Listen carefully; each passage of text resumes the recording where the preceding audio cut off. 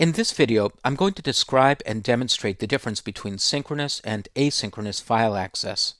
As I described in the first video in this chapter, synchronous file operations are executed as part of the main application thread. For the period of time it takes to execute a file operation, the application thread is suspended, and any animations or user interactions are prevented during this period. Asynchronous file operations allow the main application thread to keep executing while the file operation is executed in the background. To demonstrate the difference, I'll be working with two applications. The first is named synchronousfileaccess.mxml. If you're following along in the exercises, go to the Flex Navigator view and open synchronousfileaccess.mxml. The beginning application has a button that calls a function named copyFile, and then it has an instance of a component named animatedComponent. I'll run the application so you can see what the animated component is doing.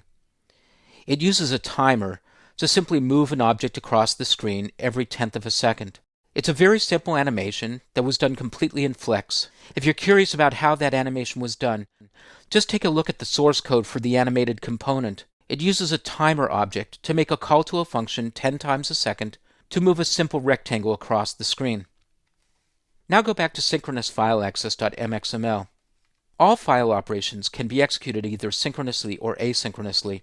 For instance, in order to copy a file, there are methods called copyFile and copyFileAsync. The copyFile method executes an operation synchronously, and copyFileAsync does the same thing asynchronously. For this demonstration, I'm going to create two file objects, one pointing to a source file that's fairly large, and the other pointing to a destination to which we want to copy the file. The first variable will be declared within the function copyFile. I'll name the variable fSource, data type it as a file, and instantiate it using new file, and then I'll use a string prefix that points to the application folder, app:/, from there to the assets folder, and from there to a file called largecontacts.xml. This is a file that has something like 10,000 records in an XML file, so it's going to take a couple of seconds to copy even on a fast computer. Now I'll create another variable named fdest for the destination file. Once again, data type it as a file, and I'll point this file to a location within my application storage area, app-storage:/, and I'll name the destination file simply contacts.xml. Now I'll copy the source file to the destination file. The code will look like this. fsource.copy_to, once again notice that there's a copy_to and a copy_to_async, and I'll pass in the following values. fdest, which is the destination location, and then a value of true, which basically means if the file's already there, just override it. And then I'll pop up an alert dialog that tells the user that the copy operation is complete. I'll save the changes and run the application. Notice that the application starts its animation as it starts up. That's because the animated component launches itself upon application startup. Now I'll click the button, and notice that for the duration of the operation, that is, for as long as it takes to move the content from one location to another, the animation freezes. I'll run the copy operation again. And once again, you'll see that the little box freezes its position during the copying operation. Now I'll go to another application. This one's called asynchronousfileaccess.mxml, and it's very similar to the version that I just created. This time, before I execute the copying functionality, I've added an event listener for an event named complete.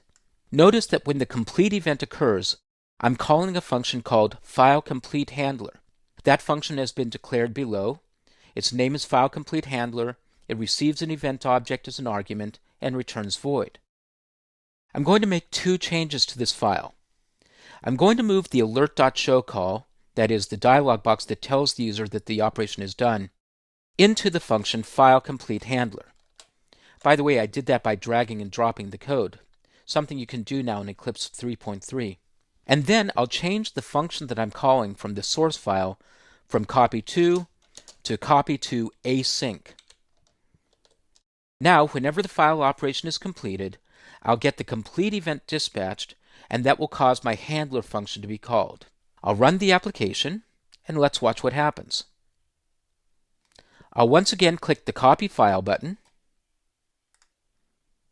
and you'll notice that the box continues to move across the screen even while the file operation is in progress.